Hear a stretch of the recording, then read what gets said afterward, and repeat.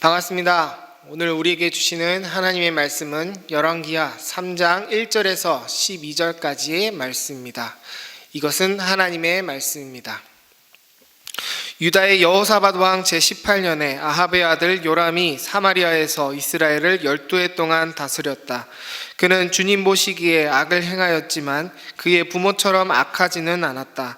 그는 아버지가 만든 바알의 우상들을 철거하였다.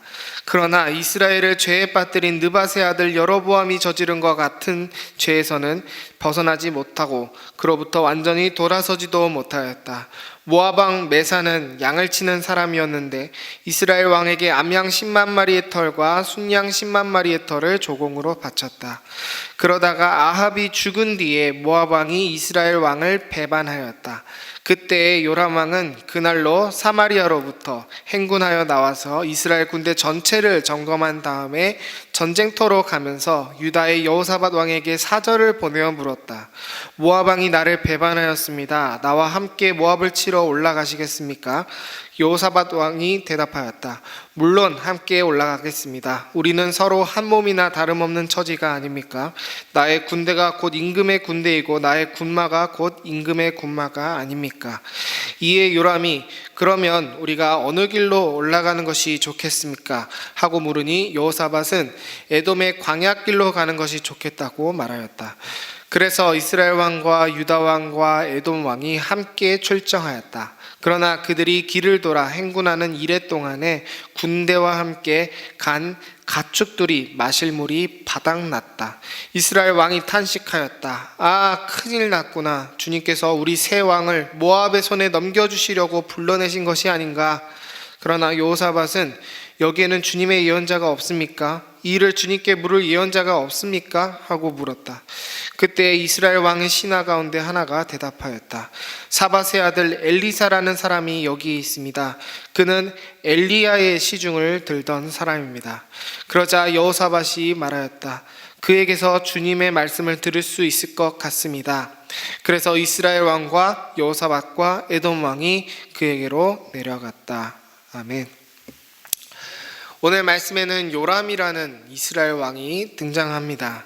근데 이 왕의 아버지가 굉장히 유명한 사람인데 그 이름으로도 악명 높은 아합 왕입니다.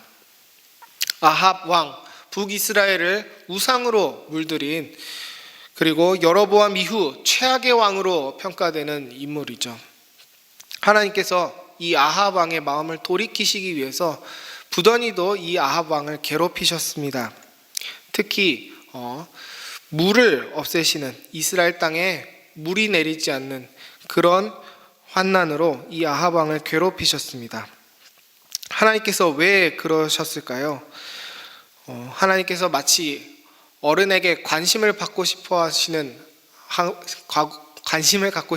아이처럼 그렇게 때를 썼던 것일까요? 아니겠죠. 이스라엘 백성들의 영혼을 불쌍히 여기시고 그들을 살리기 위해서 돌아오라고 그렇게 애를 쓰셨던 것입니다. 근데 아합 왕과 이스라엘은 하나님께 돌아오지 않았습니다.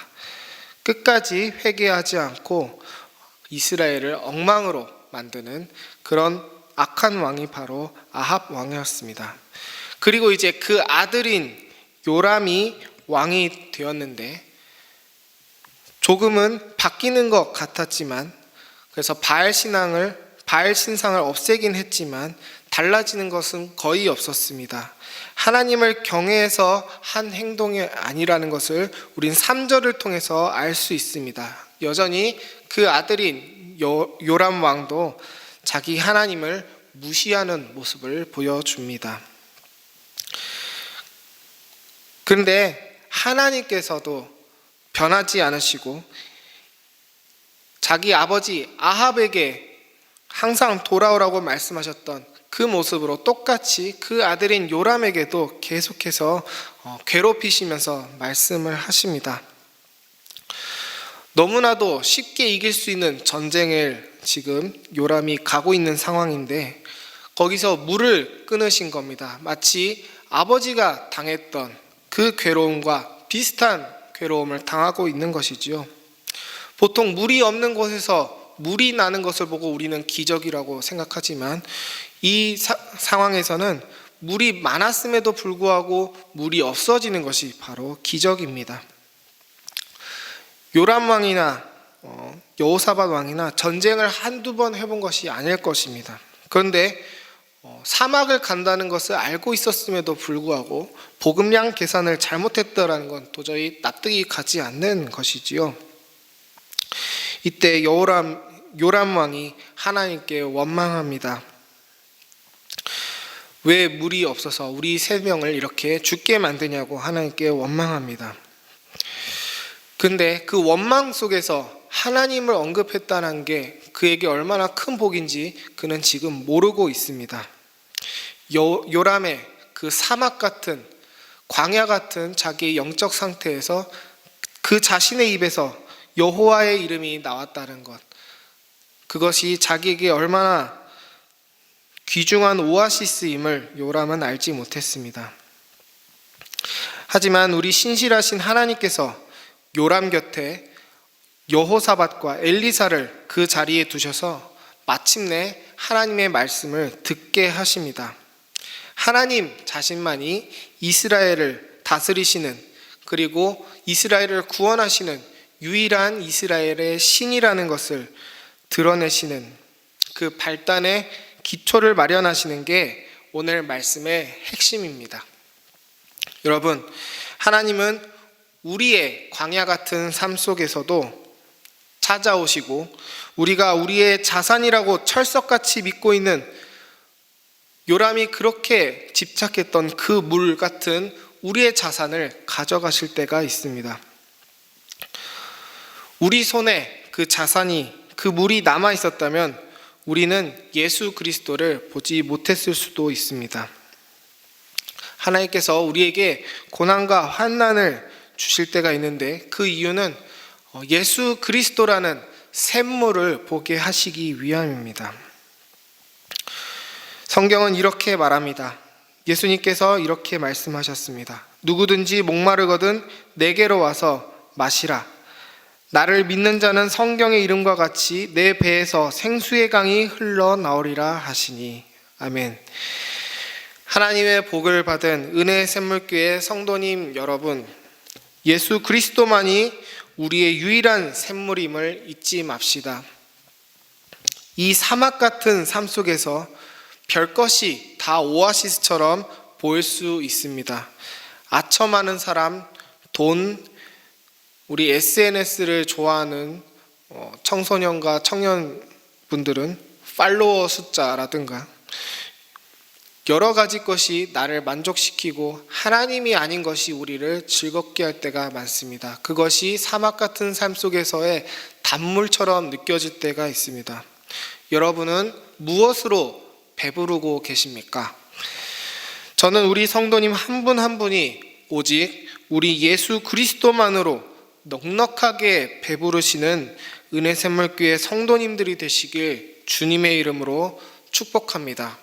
이 예수님이라는 샘물로 오늘의 사막을 힘차게 이겨내시길 축복합니다.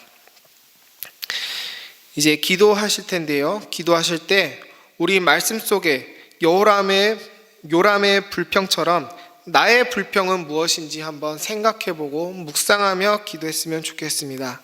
내가 놓치고 있었던 나의 영적인 물, 영적인 생명수이신 예수 그리스도를 떠올리면서 예수님으로 만족할 수 있는 강한 믿음을 허락해달라고, 또 하나님께서 연약한 요람을 위해 여호사밧과 엘리사를 붙여주셨던 것처럼 나도 다른 사람을 위해서 기도하며 또한 나도 기도 받을 수 있게 해달라고 함께 기도했으면 좋겠습니다. 그러면 이 모든 것을 가지고 제가 기도함으로 오늘 기도회를 마치도록 하겠습니다.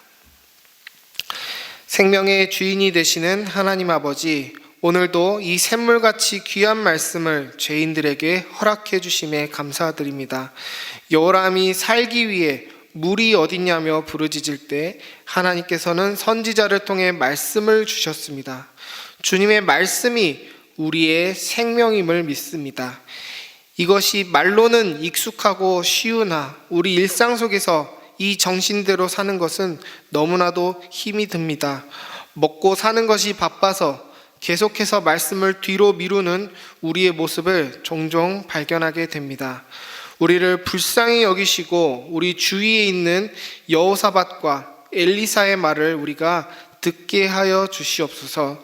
다시 여호와께 돌아오라는 말씀 앞에 다시 마음을 가다듬는 착한 백성들이 될 수 있도록 우리의 마음을 부드럽게 하여 주시옵소서. 오늘도 사막 같은 삶 속으로 나아갑니다. 우리의 유일한 샘물 되시는 예수 그리스도를 의지합니다. 우리에게 힘을 주시옵소서. 우리의 생명 되신 예수 그리스도의 이름으로 기도드렸습니다. 아멘.